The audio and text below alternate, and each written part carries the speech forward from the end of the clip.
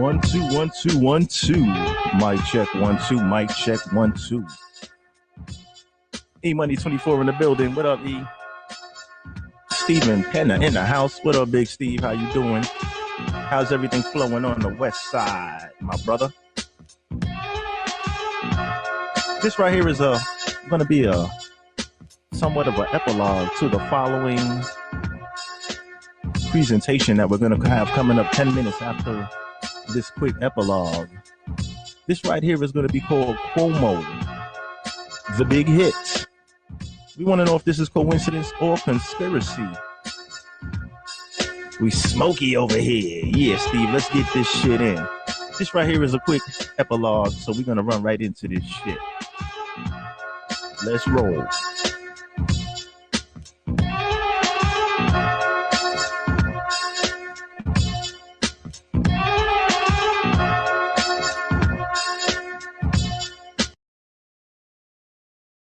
Secondhand smoke, y'all. Let's get busy.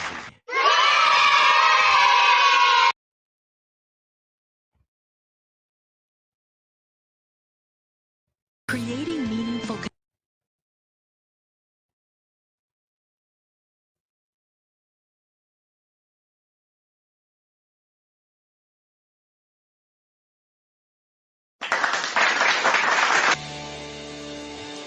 Good evening and welcome to Tucker Carlson Tonight. Man, the world is changing fast. We say that often because it's true. It's kaleidoscopic. Every morning you wake up in a brand new country.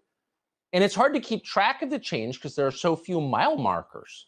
But here's one measure of the change.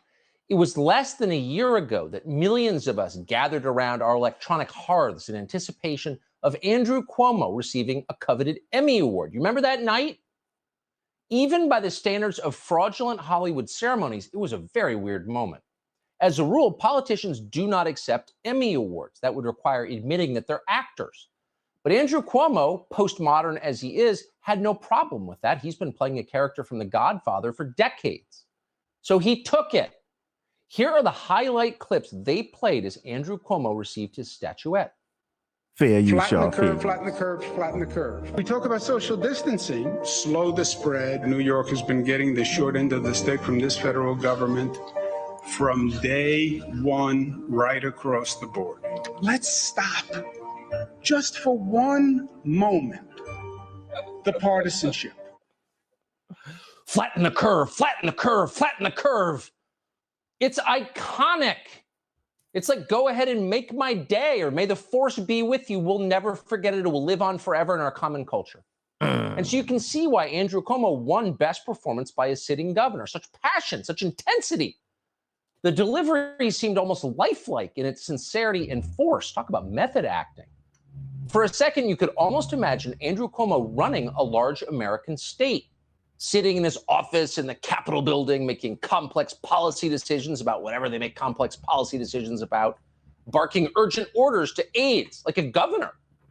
It was a remarkable performance. In fact, looking back, that night at the Emmys last November was the apogee of Andrew Cuomo's career.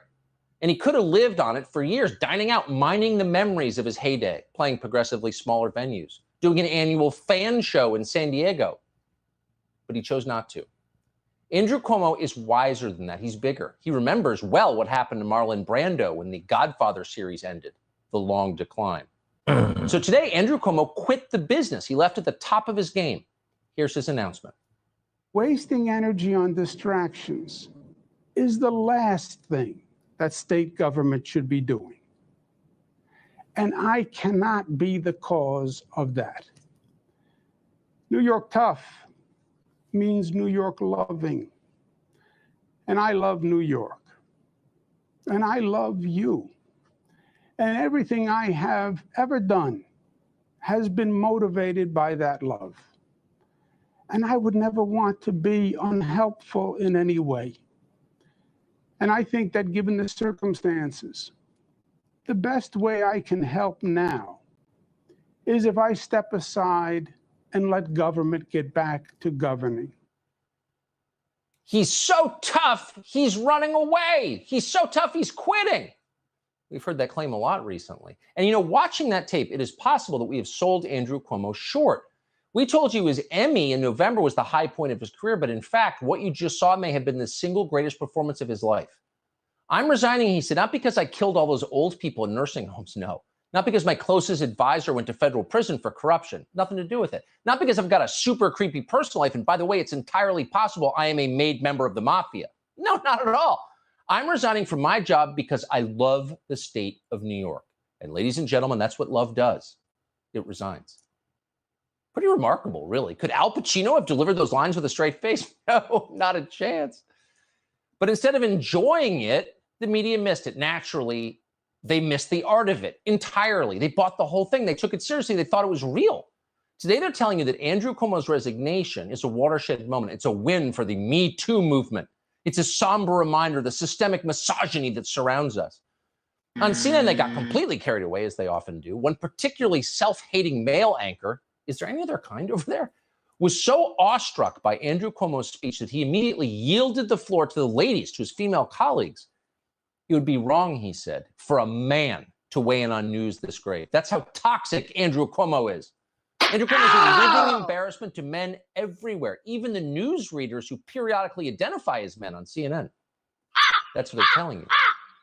Now, far be it for us on this show to defend Andrew Cuomo. He is awful. We've said that for years, and we haven't changed our view. But still, since this is playing out in public, it might be worth asking a couple of obvious questions before we move on to the next victim. For example, if Andrew Cuomo was harassing so many women and doing it at the state capitol in New York, how come we just learned he was doing it? Andrew Cuomo has been in office for almost 11 years. Lots of people say now that they knew he was a creep. So why didn't they tell us before?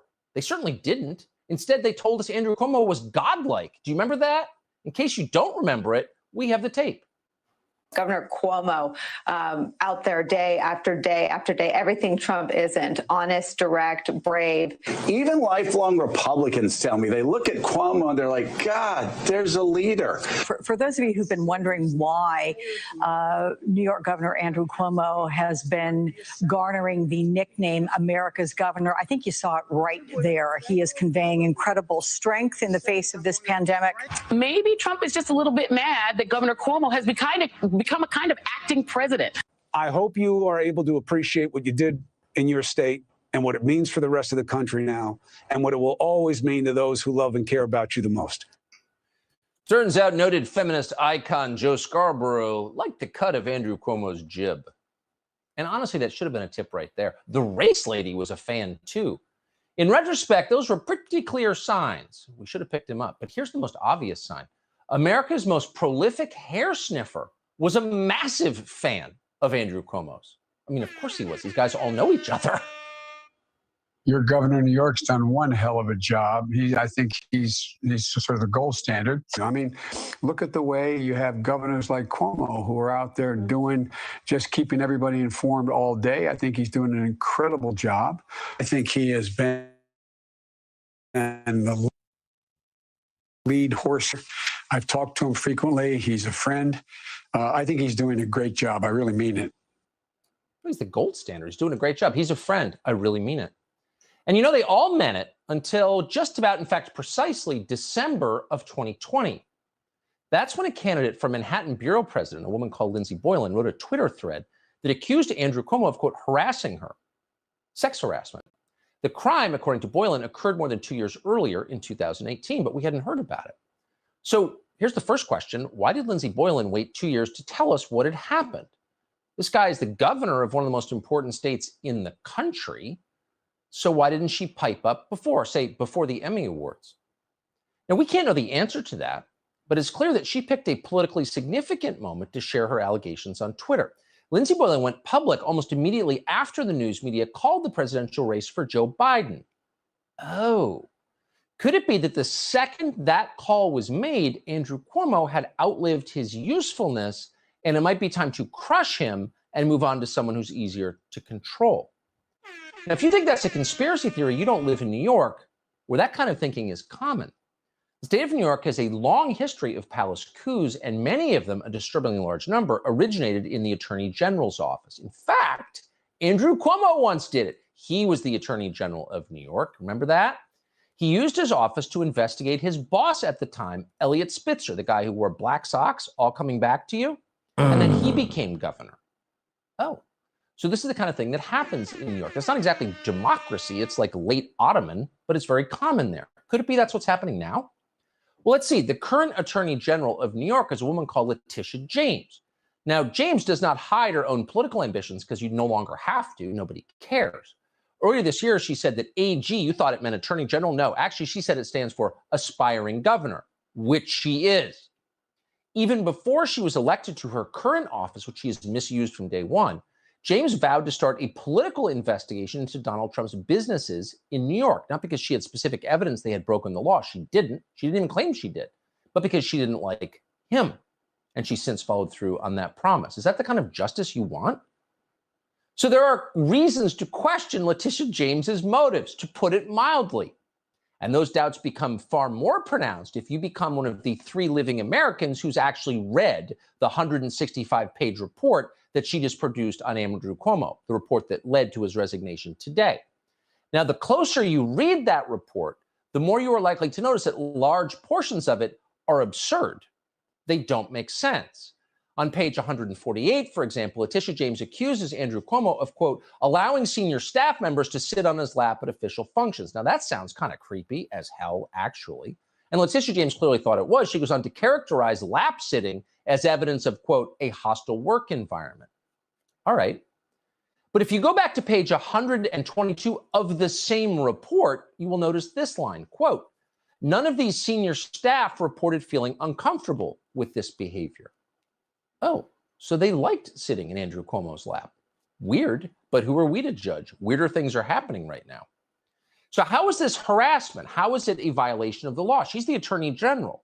Her job is not to pass moral judgment on the occupants of high office in New York, but to enforce the laws passed by the legislature. That's why she has the awesome power to do that, which she must not under any circumstances misuse, or else it's a threat to all of us, even those of us who loathe Andrew Cuomo. But the report, and you should read it, maybe it's irrelevant now, is full of lines like that, the kind of inconsistencies you would expect if you're reading, say, a political tract, not a legal document. But again, it doesn't matter now because the report did its job. Now the race for a new governor of New York is underway. Boy, that didn't take long. Candidates are lining up to unseat the lieutenant governor, Kathleen Hochul. She's set to take over when Cuomo is gone. Now, Letitia James is the first in line, but she's not the only one in line. Al Sharpton is in line. So is New York Mayor Bill de Blasio. They're both planning to run for governor, we read. So do you see how this works? Andrew Cuomo was an awful governor. It pains us to raise any voice in his defense. He was a vicious partisan. He was a thug. But if we're being honest, he was not completely insane. He wasn't totally untethered from reality. He acknowledged some limits to constitutional government. He wasn't, say, Letitia James. He wasn't Al Sharpton. He wasn't even, we're pausing to catch our breath here because it's so horrifying, he wasn't even Bill de Blasio, the most reckless and incompetent human being ever to hold elected office, a man who single-handedly discredits the idea of self-government. These people, just being honest, are worse than Andrew Cuomo. But because someone sat in Andrew Cuomo's lap, they may soon run the state of New York. Just so you know what's actually going on here. Hey, Sean Hannity here. Hey, click here to subscribe to Fox News YouTube page and catch our hottest interviews and most compelling analysis. You will not get it anywhere else.